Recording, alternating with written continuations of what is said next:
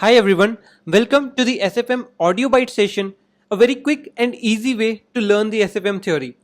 आज के सेशन में हम एक बहुत इंपॉर्टेंट चैप्टर को लर्न करेंगे दैट इज स्टार्टअप फाइनेंस. एक छोटा सा चैप्टर है, हार्डली 20 मिनट्स लगेंगे, but it carries a massive weightage of 8 marks in your examination. So उस पॉइंट ऑफ व्यू से ये बहुत इंपॉर्टेंट बन जाता है. Now before we actually start with the audio session, कुछ एक दो बातें मैं बोलना चाहूँगा. द फर्स्ट वन इज कि अगर तो आपको स्टार्टअप फाइनेंस के बारे में कुछ आइडिया है तो you are at the very right place. आप इस ऑडियो सेशन को बार बार सुनो, आपको ये चैप्टर बहुत अच्छे से लर्न हो जाएगा एंड फिर कोई भी दिक्कत नहीं आएगी. बट अगर आपको कोई आइडिया ही नहीं है कि एंजल इन्वेस्टर होते कौन है, वेंचर कैपिटलिस्ट कौन लोग होते हैं एंड ऑल दैट स्टफ, तो इट इज़ हाईली रिकमेंडेड कि आप पहले जाके मेरा जो थ्योरी लेक्चर है जिसमें मैंने सारी की सारी एसएफएम की थ्योरी कवर कर रखी है, it is also available on YouTube. आप पहले उसे देख लो एक बार अच्छे से. एक बार वो देखने से आपकी जो कॉन्सेप्चुअल क्लैरिटी है वो बहुत अच्छे से बिल्डअप हो जाएगी. और फिर उसके बाद आप ये ऑडियो सेशन बार बार रिपीट पे अगर सुनते हो then it will be a perfect combination. इसके साथ में आप कोई भी नोट्स रेफ़र कर सकते हो, आपके पास कोई भी मटेरियल है आप उसे रेफ़र कर सकते हो. बट अगर आप मेरी जो सिंप्लीफाइड एसएफएम थ्योरी बुक है अगर आप उसे साथ में रेफ़र करते हो then it is a killer combination. And अगर आपके पास अभी वो बुक नहीं है then you can download it for absolutely free. आप इसको मेरे टेलीग्राम चैनल से डाउनलोड कर सकते हो. लिंक मैं नीचे डिस्क्रिप्शन में एज वेल एज नीचे कमेंट बॉक्स में दे दूंगा, तो आप वहाँ से डाउनलोड कर सकते हो. चलो, तो let us start with one of the most critical chapter of our SFM, that is startup finance carrying a weightage of 8 marks. Alright, तो स्टार्ट करते हैं हमारे चैप्टर से. तो यहाँ पे कहानी शुरू हुई थी कि हमने जस्ट एक बिजनेस स्टार्ट ही किया था. तो जब आप बिजनेस को स्टार्ट करते हो तो क्या उस टाइम पे आपको बैंक से लोन मिलता है? नहीं. क्या आपको उस टाइम पर इन्वेस्टर से फंडिंग मिल जाती है? नहीं. जब आपने जस्ट बिजनेस स्टार्ट ही किया होता है तो उस टाइम पे you have to search for the innovative ways to finance your company, some non banking ways to finance your company. So यहाँ पे हमने कौन कौन से मेथड्स पढ़े थे? वेल, यहाँ पर 9 ऐसे मेथड थे. तो उसमें से फर्स्ट 3 पहले 3 थे कि आप पहले तो अपने जेब में हाथ मारो, अपने आसपास हाथ मारो. मतलब कि सबसे पहले तो आप देखो कि आपकी अपनी जेब में क्या पैसा पड़ा है, आप उस पैसे को यूज कर सकते हो, जिसे हम कहते हैं पर्सनल फाइनेंसिंग, कि आपकी अपनी कुछ सेविंग है आप उसे यूज कर सकते हो. फिर उसके अलावा आपका कुछ क्रेडिट कार्ड वगैरह भी हो सकता है आपके पास जो बैंक ने आपको दिया हो, तो आप उस क्रेडिट कार्ड को भी यूज कर सकते हो. So this is known as personal credit line, right. और इसके अलावा ऑब्वियसली आप अपने फ्रेंड्स एंड फैमिली से तो पैसा मांग ही सकते हो. आप अपने माँ बाप भाई बहन इनसे तो मतलब अपने दोस्तों से तो पैसा मांग ही सकते हो. So the third point is कि आप फ्रेंड्स एंड फैमिली से पैसा ले सकते हो. ठीक है. तो इसके अलावा आप कम्युनिटी से भी कुछ पैसा रेज करने की कोशिश कर सकते हो. कम्युनिटी से क्या मतलब है सर आपका? वेल, यहाँ पे हम 3 चीज़ों को फिर से डिस्कस करते हैं. द फर्स्ट वन इज कि आप माइक्रो लोन ले सकते हो. माइक्रो लोन ये क्या होता है? देखो, micro loan are the loan given by individual at lower interest rate. ये लोन एक इंडिविजुअल इंसान देता है, ना कि कोई बैंक या एनबीएफसी. ठीक है. फिर इसके अलावा आता है peer to peer lending. Peer to peer lending में क्या होता है बेसिकली कि एक group of people come together, कुछ लोग एक ग्रुप बनाते हैं and they help each other, they lend to each other. So this is peer to peer lending. तो आपने हो सकता है अपनी रियल लाइफ में कमेटी या फिर किटी का कुछ ऐसे नाम सुना हो, तो वो पीयर टू पीयर लैंडिंग में ही आती है. ठीक है. तो इसके अलावा तीसरा हमारा सोर्स हो सकता है क्राउड फंडिंग का. तो क्राउड फंडिंग में क्या रहता है कि काफी सारे लोग एक small amount of capital contribute करते हैं. It's like a large number of people contributing a small amount of capital. तो इसकी क्राउड फंडिंग वेबसाइट वगैरह रहती है काफ़ी सारी, तो इसका भी हो सकता है आपने देखा हो क्राउड फंडिंग वेबसाइट को भी किसी को. ठीक है. तो ये आपका रहा क्राउड फंडिंग. ओके. तो इसके अलावा फाइनल 3 हमारे कौन से सोर्सेज आते हैं? ये आते हैं आपके बिजनेस रिलेटेड सोर्सेज. मतलब the first one is vendor financing. तो वेंडर फाइनेंसिंग क्या रहता है कि आप जिस कंपनी से सामान परचेज कर रहे हो वही कंपनी आपको उधार देती है, राइट. वही कंपनी आपको एक तरह से लेंड कर रही है. तो this is your vendor financing. फिर नेक्स्ट आता है परचेज ऑर्डर फाइनेंसिंग. इस केस में क्या है कि अगर आपको कोई ऑर्डर मिल जाता है और आपको उस ऑर्डर को फुलफिल करने के लिए कोई पैसे की जरूरत है, सो वो आता है आपकी परचेज ऑर्डर फाइनेंसिंग की कैटेगरी में। And then finally comes factoring account receivable. इसके बारे में तो आई गेस हर एक सीए फाइनल स्टूडेंट्स को पता होगा कि फैक्टरिंग अकाउंट रिसीवेबल क्या होता है। ठीक है, ये थे हमारे 9 innovative ways to finance startup. ठीक है, एक बार फटाफट से रिवाइज कर रहा हूं तो क्या थे, 3 के ग्रुप में बांटते हैं। पहला ग्रुप क्या था कि आप पर्सनल फाइनेंसिंग, अपनी जेब में पैसा जो पड़ा है उसको यूज कर सकते हो। फिर पर्सनल क्रेडिट लाइन, जो आपके पास खुद का क्रेडिट कार्ड है उसे यूज कर सकते हो। फिर फ्रेंड्स एंड फैमिली से पैसा मांग सकते हो। देन नेक्स्ट ब्लॉक हमारा आता था, उसमें हमने देखा था कि आप कम्युनिटी से पैसा रेज कर सकते हो, जैसे कि माइक्रो लोन ले सकते हो। फिर पीयर टू पीयर लेंडिंग के रूट में जा सकते हो, या फिर क्राउड फंडिंग वेबसाइट वगैरह का यूज कर सकते हो। ठीक है, और फिर इसके बाद हमारा जो लास्ट ब्लॉक आता था उसमें हमने 3 चीजें पढ़ी। क्या, वेंडर फाइनेंसिंग, कि वेंडर से पैसा उधार लेते हो। Then second is purchase order financing, order को कंप्लीट करने के लिए जब आप पैसा उधार लेते हो। And the third one is factoring account receivable, जहां पे आप अपने अकाउंट रिसीवेबल किसी फैक्टर को बेच देते हो। ठीक है, तो this completes our first topic. तो नेक्स्ट अब हमारी कहानी क्या आती है, यहाँ पे हमारी कहानी ये चलती है कि अब हमारी कंपनी थोड़ी बड़ी हो चुकी है, तो इस टाइम पे जो सिर्फ फंडिंग की रिक्वायरमेंट है हम वो कैसे पूरा करें। तो आईसीआई इसे कहता है modes of financing a new company. क्या, modes of financing a new company. ठीक है, तो यहाँ पे 3 हमारे पास सोर्सेज लिखे हैं आईसीआई ने। The first one is bootstrapping, next is angel investor, and the third one is venture capital funds.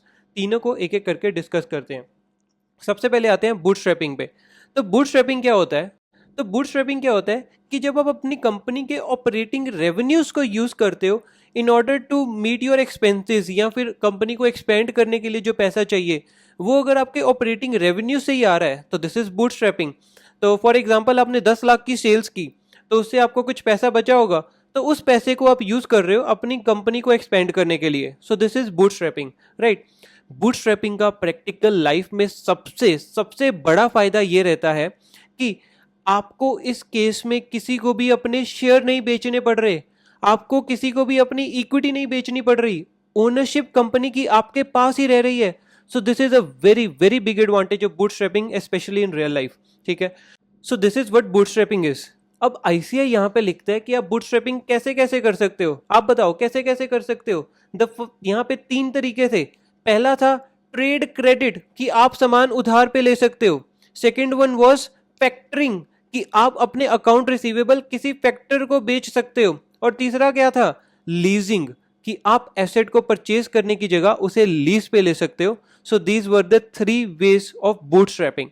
ठीक है, तो अगर आपको बूटस्ट्रैपिंग पे क्वेश्चन आता है तो आपको पहले बूटस्ट्रैपिंग को डिफाइन करना है, और फिर ये 3 तरीके, 3 मेथड्स कौन कौन से, ट्रेड क्रेडिट, फैक्टरिंग और लीजिंग, इन तीनों के बारे में शॉर्ट नोट लिख देना है, and it will be more than sufficient. ठीक है, चलो। सो नेक्स्ट आता है एंजल इन्वेस्टर्स का। तो एंजल इन्वेस्टर का याद करो, ये लोग क्या अपना पैसा इन्वेस्ट करते थे या किसी और का पैसा इन्वेस्ट करते थे। The answer is sir, angel investors अपना पैसा, ओन मनी इन्वेस्ट करते हैं इन स्मॉल स्टार्टअप्स, राइट। तो इसमें एंजल इन्वेस्टर को फिर हमने 2 तरीके से आगे पढ़ा था, कि friends and family as an angel investor और affluent individuals as an angel investor. तो देखो, friends and family as an angel investor का मतलब क्या है कि जब आपके घर परिवार में से कोई या आपके दोस्त में से कोई आपकी कंपनी को सपोर्ट कर रहा है, उसको पैसा प्रोवाइड कर रहा है एक यंग स्टेज पे, तो उस टाइम पे यू कैन ऑब्वियसली एज्यूम कि अगर आपके, मान लो आपके फादर आपकी कंपनी में पैसा लगा रहे हैं, तो आपको जो टर्म्स मिलेंगी वो काफ़ी फेवरेबल मिलेंगी, राइट। वो आपसे बहुत ज़्यादा नेगोशिएशन नहीं करेंगे, बहुत ज़्यादा मतलब उसमें लीगल उसमें नहीं जाएंगे, तो आपकी यहाँ पर जो टर्म्स रहती हैं वो काफ़ी फेवरेबल रहती हैं। तो इसीलिए यहाँ पे आईसीआई लिखता है कि they are quite opposite to the venture capitalist, alright. But अगर हम बात करें एफ्लुएंट इंडिविजुअल्स की एज एन एंजल इन्वेस्टर, तो ये क्या वहाँ पे चैरिटी करने बैठे हैं क्या एफ्लुएंट इंडिविजुअल्स, या फिर इनको कोई रिटर्न चाहिए। द आंसर इज सर, ये जो बड़े बड़े लोग हैं जो एक्ट करते हैं एज एन एंजल इन्वेस्टर, ये तो रिटर्न कमाने के लिए ही बैठे हैं, राइट। तो इसलिए ये लोग इन्वेस्ट करते हैं हमारी कंपनी में इन एक्सचेंज फॉर इक्विटी या फिर कन्वर्टेबल डेट। तो एंजल इन्वेस्टर में एक बहुत खास पॉइंट रहता है, वो कि ये कि जिस टाइम पे ये लोग आपकी कंपनी में इन्वेस्ट करते हैं, ये लोग उसी टाइम पे एक एग्जिट प्लान भी डिफाइन करते हैं। ये बोलते हैं कि भाई आज मैं आपकी कंपनी में पैसा तो लगा रहा हूं, बट कल को मुझे आपकी कंपनी के शेयर बेचने होंगे, तो उस टाइम पे मैं कैसे बेच पाऊंगा? आपके शेयर तो ना किसी स्टॉक एक्सचेंज पर लिस्टेड है, तो फिर मैं कैसे बेच पाऊंगा इसे? तो इसलिए वो इन्वेस्टमेंट के टाइम पे ही एक एग्जिट प्लान डिफाइन करते हैं, which may be via an IPO और एन एक्विजिशन। ठीक है, सो ये हमारा एंजल इन्वेस्टर की डिस्कशन यहाँ पे कंप्लीट होती है। तो नेक्स्ट आता है वेंचर कैपिटल फंड्स। तो these are the funds managed by professional लोग इसे मैनेज करते हैं।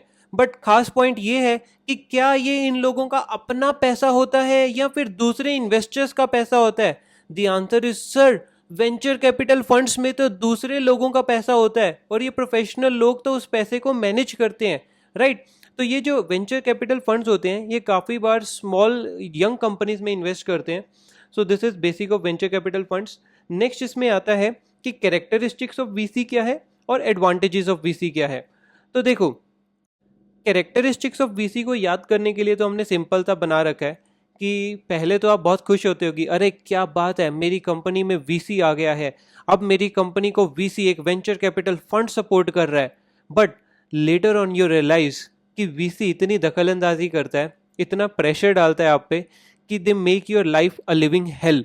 तो यहाँ पे हमारा कैरेक्टरिस्टिक ऑफ वीसी का कोड भी यही है, हेल, HELL। तो that is H for high risk high return, VC को ज्यादा रिस्क लेता है, ज्यादा रिटर्न भी मांगता है। फिर E for equity participation, VC obviously equity में इन्वेस्ट करता है कंपनी की, right? Then L for long term horizon, VC 3 से 10 सालों के लिए इन्वेस्ट करता है जनरली किसी कंपनी में।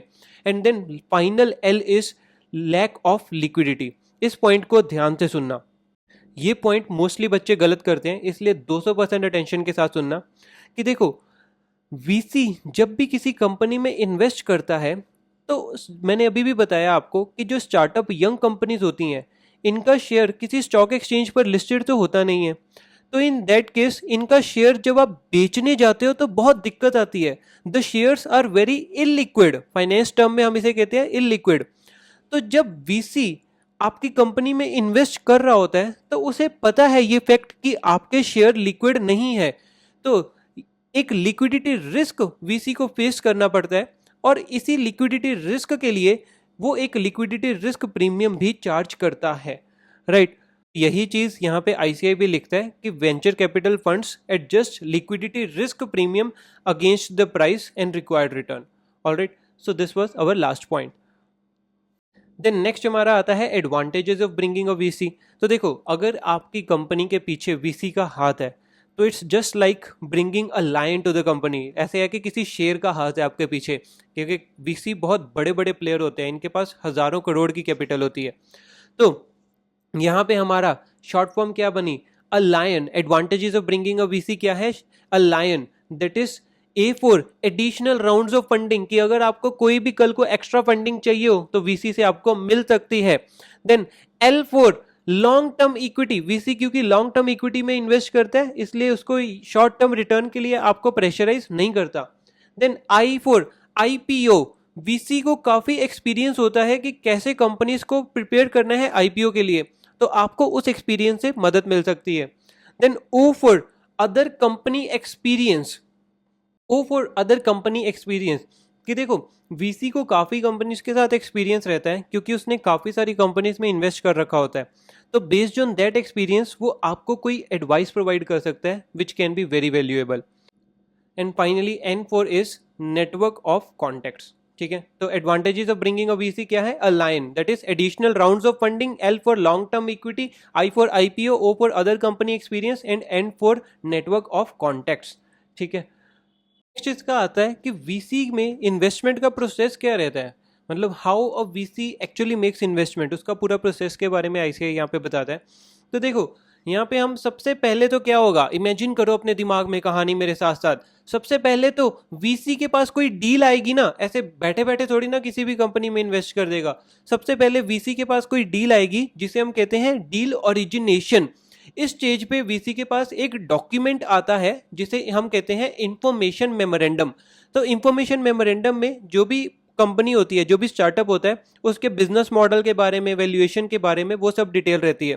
तो जब ये इंफॉर्मेशन मेमोरेंडम वीसी के पास आ जाता है तो एक सीनियर कमेटी वीसी की यहाँ पे उस इंफॉर्मेशन मेमोरेंडम को स्क्रीन करती है, मतलब उसको इवेल्युएट करती है और ये डिसाइड करती है कि whether we should move ahead with this investment और नॉट। अगर वो डिसाइड करते हैं कि हाँ कंपनी अच्छी लग रही है, आगे इस पे मूव करते हैं, तो फिर वो स्टेप 3 की तरफ मूव करते हैं, that is due diligence. Due diligence में बेसिकली जो स्टार्टअप कंपनी होती है उसके जो डॉक्यूमेंट्स वगैरह होते हैं उसको हम एग्जामिन करते हैं, हम देखते हैं कि जो कंपनी ने हमें डिटेल दी है क्या वो सच भी है या ऐसे ही फालतू कुछ भी फ्रॉड लिखा हुआ है। तो this is your due diligence. फिर अगर ड्यू डिलीजेंस में सब सही रहता है तो स्टेप 4 कॉन्ग्रेचुलेशंस, एक डील स्ट्रक्चर की जाएगी आपके साथ। और डील स्ट्रक्चरिंग में सारा कुछ प्रैक्टिकली तो वैसे डिसाइड होता है कि कितना पैसा मिलेगा कंपनी को, कितने इक्विटी कंपनी देगी, वो सारी चीज़ें यहाँ पे डिसाइड होती है। बट आईसीआई यहाँ पे लिखता है कि deal should be structured in a way such that both the parties win. तो काफ़ी थ्योरेटिकल सी लैंग्वेज है बट यही लिखा है आईसीआई ने। तो एक बार जब डील स्ट्रक्चर हो गई तो क्या बात खत्म? क्या लगता है कि अब वीसी आराम से बैठ जाएगा? The answer is no. VC generally एक अपना इंसान, एक पर्सोनल स्टार्टअप के बोर्ड में बिठा देता है और वो बोलते हैं कि ये मेरा पर्सोनल स्टार्टअप के बोर्ड में बैठेगा और आपकी डे टू डे एक्टिविटीज को मॉनिटर करेगा। So this comes under the heading of post investment activity, right. और इसके बाद फाइनली आता है आपका step 6, that is exit plan. कि वीसी अपना एग्जिट प्लान पहले से सोच रखेगा कि वो अपने शेयर कैसे बेचेगा। या तो वो आईपीओ में बेच सकता है या एक्विजिशन में बेच सकता है या फिर एक बायबैक कमिटमेंट ले सकता है प्रमोटर से ही। कैसे कैसे बेच सकता है? या तो आईपीओ में या एक्विजिशन में या फिर एक बायबैक कमिटमेंट ले सकता है प्रमोटर से, ठीक है। So this completes the process of VC investing. So next आता है structure of VC funds in India. तो देखो दो तरह के फंड्स हो सकते हैं, या तो डोमेस्टिक फंड या फिर ऑफशोर फंड। तो देखो डोमेस्टिक फंड क्या होता है कि जो फंड डोमेस्टिकली पैसा रेस करता है, it is known as domestic fund, ठीक है। तो यहाँ पे जो व्हीकल होता है which is used for pooling the funds, वो डोमेस्टिक फंड के केस में या तो एक कंपनी हो सकती है या फिर एक ट्रस्ट हो सकता है, बिकॉज एलएलपी इंडिया में रिकॉग्नाइज्ड नहीं है। देयरफॉर यहाँ पे जो व्हीकल है पुलिंग के लिए, it can be either a company और अ ट्रस्ट। फिर दूसरी टाइप हमारी आती है ऑफशोर फंड्स की। तो ऑफशोर फंड दो तरह के हो सकते हैं, एक तो ऑफशोर स्ट्रक्चर वाले और दूसरे यूनिफाइड स्ट्रक्चर वाले। तो ऑफशोर स्ट्रक्चर वाले फंड का क्या सिस्टम है कि इस केस में एक investment vehicle directly Indian companies में इन्वेस्ट करता है। लाइक आप ऐसे इमेजिन कर सकते हो कि फॉरेन में पैसा पड़ा है और वो डायरेक्टली इंडियन कंपनीज में इन्वेस्ट हो रहा है, ठीक है। तो यहाँ पे जो पैसा है, जो एसेट है, वो तो एक एसेट मैनेजर मैनेज करता है विच इज ऑफशोर मैनेजर। एक ऑफशोर मैनेजर यहाँ पे आपके सारे एसेट मैनेज करेगा। लेकिन जो इंडिया में डील आइडेंटिफाई करने का काम है, जो ड्यू डिलीजेंस का काम है, उसके लिए हम एक सेपरेट इन्वेस्टमेंट एडवाइजर इंडिया में अपॉइंट करेंगे, ठीक है। सो this is your offshore structure. तो नेक्स्ट आता है हमारा यूनिफाइड स्ट्रक्चर। तो देखो ऑफशोर स्ट्रक्चर में तो क्या था कि फॉरेनर्स ने एक पूल बनाया, फंड बनाया और वो पैसा सीधा इंडियन कंपनीज में इन्वेस्ट कर दिया। लेकिन यूनिफाइड स्ट्रक्चर में सिस्टम क्या है कि हमारे डोमेस्टिक इन्वेस्टर्स कहते हैं कि यार हम लोगों के पास भी तो पैसा है, हम लोग भी इन्वेस्ट करना चाहते हैं। तो मिल बांट के एक पूल बनाते हैं और फिर उस पूल को हम इन्वेस्ट करेंगे आगे कंपनीज में, ठीक है। तो unified structure is used when domestic investors are expected to participate in the funds. तो इस केस में सिस्टम क्या रहता है? तो सिस्टम ये रहता है इस केस में कि इंडिया में एक ट्रस्ट बनेगा और जो इंडियन डोमेस्टिक इन्वेस्टर है वो लोग तो डायरेक्टली उस ट्रस्ट में इन्वेस्ट करेंगे और जो फॉरेन इन्वेस्टर्स हैं वो लोग डायरेक्टली उस ट्रस्ट में इन्वेस्ट नहीं करेंगे, रादर वो लोग फॉरेन में ही एक ऑफशोर व्हीकल बनाएंगे और उस ऑफशोर व्हीकल में अपना पैसा इन्वेस्ट करेंगे। फिर वो ऑफशोर व्हीकल जो इंडिया में ट्रस्ट है उसमें पैसा इन्वेस्ट करेगा। समझ रहे हो? लाइक डोमेस्टिक इन्वेस्टर्स डायरेक्टली जो ट्रस्ट बना है उसमें इन्वेस्ट करते हैं, बट जो फॉरेन इन्वेस्टर्स होते हैं वो लोग पहले एक ऑफशोर फंड बनाते हैं, उसमें पैसा इन्वेस्ट करते हैं और फिर ये ऑफशोर फंड पैसा डोमेस्टिक ट्रस्ट में इन्वेस्ट करता है, ठीक है। सो this is the unified structure. All right, तो फाइनली हमारे दो छोटे छोटे टॉपिक रह गए, एक पिच प्रेजेंटेशन का, एक स्टार्टअप इंडिया इनिशिएटिव का। यहाँ पे एक और टॉपिक आता है स्टेजेस ऑफ वीसी फंडिंग। तो ये जो स्टेजेस ऑफ वीसी फंडिंग है ये एक टेबल सा दे रखा है, आप इसे लर्न कर लेना, बिकॉज ऑडियो में मैं उसे लूँगा तो बहुत मोनोटनस हो जाएगा। एक टेबल है, उसे प्योर लर्न करना है और उसमें कुछ है नहीं खास, ठीक है। तो आते हैं अपने पिच प्रेजेंटेशन पे। तो देखो, सबसे पहले पिच प्रेजेंटेशन होता क्या है। बेसिकली आप जब इन्वेस्टर्स के पास जाते हो कि मेरी कंपनी में इन्वेस्ट करो, तो आप एक प्रेजेंटेशन बना के लेके जाते हो जिसमें आप अपने बारे में, अपनी कंपनी के बारे में बताते हो। तो बेसिकली आप यहाँ पे सामने वाले इन्वेस्टर को ये कन्विंस करने की कोशिश कर रहे होते हो कि वो आपकी कंपनी में इन्वेस्ट करे। सो this is the basic of pitch presentation.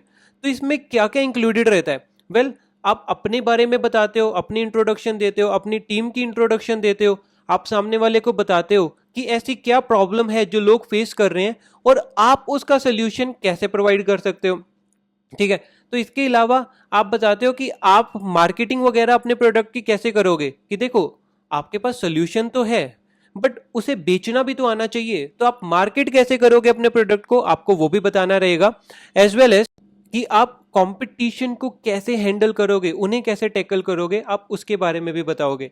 ठीक है, तो इसके अलावा आप बताओगे कि आपका बिजनेस मॉडल क्या है, कि आप रेवेन्यू कैसे जनरेट करते हो, प्रॉफिट कैसे आप जनरेट कर पाओगे। बिकॉज देखो, अल्टीमेटली तो इन्वेस्टर्स को प्रॉफिट चाहिए, तो आप उन्हें वो बताओगे ना कि हमारा ये रेवेन्यू हमारा ऐसे आएगा और ऐसे हम प्रॉफिट कमाएंगे। तो ये सब आप अपने बिजनेस मॉडल के अंडर बताओगे। ठीक है, ठीक है, तो इसके अलावा आप प्रोजेक्शंस शेयर करते हो कि आपकी कंपनी आने वाले 4-5 सालों में कैसे दिखेगी, कैसे आपकी कंपनी की प्रॉफिटेबिलिटी रहेगी, वो सब चीज़ें आप इन्वेस्टर्स के साथ शेयर करते हो। एज वेल एज आप अपने फाइनेंसिंग के बारे में बताते हो कि अभी तक टिल डेट आपकी कंपनी कैसे फाइनेंस खुद को कर रही थी, क्या आपने बाहर से पैसा उठाया था, क्या आपने अपना पैसा लगाया था। तो वो सब चीज़ें आप बताते हो इन योर पिच प्रेजेंटेशन। ठीक है, अच्छा देखो, यहाँ पे मैंने पिच प्रेजेंटेशन के देखो काफ़ी सारे पॉइंट्स हैं, तो इसको लर्न करने के लिए मैंने एक निमोनिक सा बना रखा है अपनी बुक में, आप चाहो तो उसे रेफ़र कर सकते हो। एंड प्लीज़ उस निमोनिक को लेके सीरियस मत हो जाना, काफ़ी लाइट टोन में सिर्फ स्टूडेंट को हेल्प करने के लिए वो निमोनिक बनाया है, तो कमेंट में उसको लेके बवाल मत करना। ठीक है, एंड इन केस आपको नहीं पता कि हम किस निमोनिक की बात कर रहे हैं या किस सब चीज़ों की बात कर रहे हैं, तो आप मेरे नोट्स डाउनलोड कर सकते हो, लिंक मैंने कमेंट सेक्शन में डाल दिया है और डिस्क्रिप्शन में भी डाल दिया है। Next and the final question of our chapter वो है स्टार्टअप इंडिया इनिशिएटिव पे। तो इसमें बेसिकली आपको जो मेन है वो स्टार्टअप की डेफिनेशन लर्न करनी रहती है। तो इस गवर्नमेंट ऑफ इंडिया जो है हमारी, उसके हिसाब से स्टार्टअप कौन है? वेल, कोई भी ऐसी एंटिटी जिसको अभी 10 साल नहीं हुए हैं बने हुए, इनकॉर्पोरेट हुए, और वो इनकॉर्पोरेट होनी चाहिए as a private limited company और एज ए रजिस्टर्ड पार्टनरशिप और as an LLP in India में इनकॉर्पोरेट होनी चाहिए। ठीक है, इस एंटिटी की turnover in any previous fiscal year should not have exceeded ₹100 crore. 100 crore से ज्यादा किसी भी साल में इसकी टर्नओवर नहीं होनी चाहिए। ठीक है, फिर नेक्स्ट इसमें पॉइंट आता है ऑब्वियसली कि ये एंटिटी किसी भी एग्जिस्टिंग एंटिटी को स्प्लिट अप करके या उसकी रिकंस्ट्रक्शन करके नहीं बननी चाहिए, it should be a new entity. And finally it में पॉइंट आता है कि this entity should be working towards IDI of PPS, मतलब कि इनोवेशन, डेवलपमेंट और इंप्रूवमेंट ऑफ प्रोडक्ट, प्रोसेस और सर्विस। ठीक है, और it should have a high potential of employment generation and wealth creation वगैरह। Okay, so this is the definition of startup finance. I hope कि आपको ये चैप्टर अच्छा लगा होगा। इस ऑडियो से आपको मदद हुई होगी। अगर हुई है तो don't forget to share it with your friends, because sharing is caring. और इफ़ यू लाइक्ड इट तो give it a thumbs up, और अगर चैनल को अभी तक सब्सक्राइब नहीं किया then you can obviously hit that subscribe button, it won't cost you. Okay, thank you. This is your finance Acharya Jatin Nagpal this side. See you in a next video or audio. Bye.